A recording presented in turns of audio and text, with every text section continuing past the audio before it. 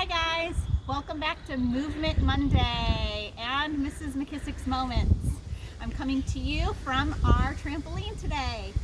I know it's a little bit chillier than it was yesterday. Yesterday was such a beautiful day, and today the sun is under and it's kind of gloomy and the wind is blowing. But hopefully you can still get out today and get some movement and get your body going and get your heart racing. So I thought today we would have some time on the trampoline. I'm going to read you our story and then we're going to do a little jumping at the end. Okay? So our first story today is called The Story of Wobbly Willie Cranford. This story is special. It is written by Richard Quisenberry, and he is a local Ohio author, and he has a sister-in-law that lives near us who is friends with us. Her name is Sherry, and Sherry was wonderful enough to share his books with us, Richard's books with us. And so I'm going to read to you one of his stories. He has several, so as we go through our weeks of time off of school, I will be reading you the different Wobbly Willie Cranford books. So thank you, Richard, for sharing these with me and my students. So excited to read this. This story takes place in a tiny little town. It's called Walking Straight, and that's where Willie can be found. Now, Willie is a wobbler. He's kind of short and round. His feet are long and wide, and he cannot touch the ground. He is the only wobbler the town has ever known. He's different, but they really like him, so he never feels alone. A wobbler may look different when he's running or walking, but don't we all sound different when we're laughing or talking? Willie's very special, or you could say unique. He likes to give gifts to everyone he meets. The gift he gives is not something you can buy. It's a smile, a handshake, and just the way he says hi. Now Willie wants to show you how cool wobbling can be.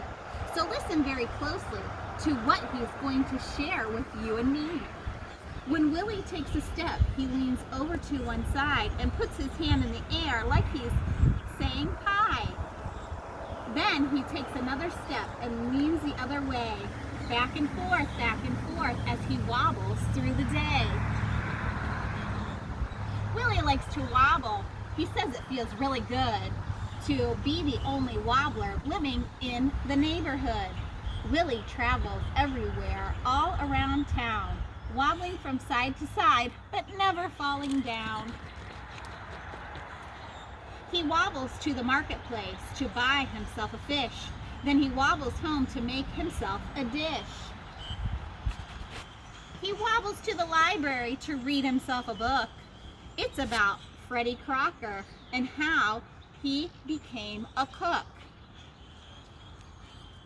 He wobbles to the candy store to buy himself a treat. A bowl of cherry gumdrops is what he likes to eat. I love candy.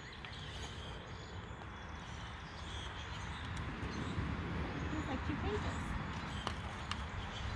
He wobbles to the baseball field to watch his favorite team.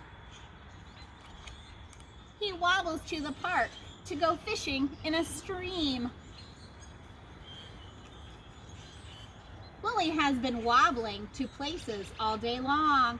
He's really feeling tired, so now he is headed home. For when the day is over and Willie's really beat, he wobbles to his bed and rocks himself to sleep. This story is about being different, and we all are different and unique in our own way, and no matter what our differences are, we are all very special. So I really like that story. Again, thank you, Richard, for sharing that with us. All right, to continue on with our reading of The Secret at the Polk Street School, we are starting with chapter 7. It was Wednesday morning. It was time to work on the play. Dawn was up on the stage. She was sitting behind the blue curtain. She had on her red riding cape. Jason was sitting next to her. He was wearing a new wolf suit. It was Jill Simon's fake fur rug. It was a mess. You have to hurry, Jason told Dawn. You have to solve the mystery. He made a face. I don't want Peggy to know about her wolf suit. Dawn looked out of the curtain. Richard was fooling with Matthew. They were pushing up the seats. They sat down on them hard. Bam, said Matthew. Double bam, said Richard. Triple bam, said Miss Rooney. You'll never win the banner this way. Miss Rooney looked at Linda. Go ahead, she said. Linda sat down at the piano.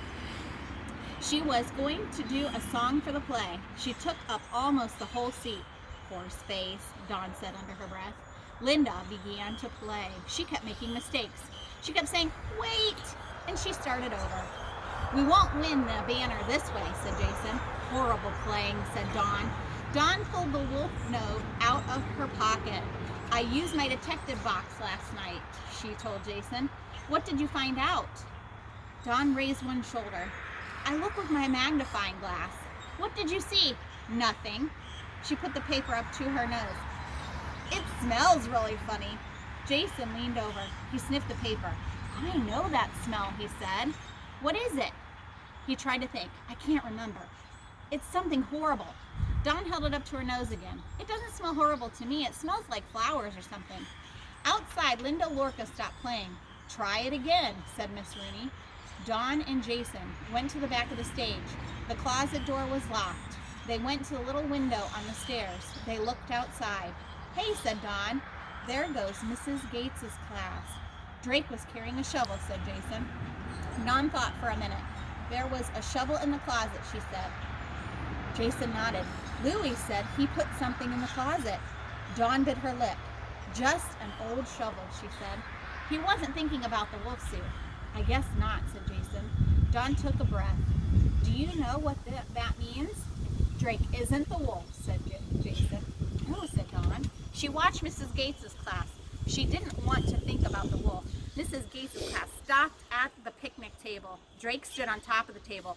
He started to say something. He waved his arms around.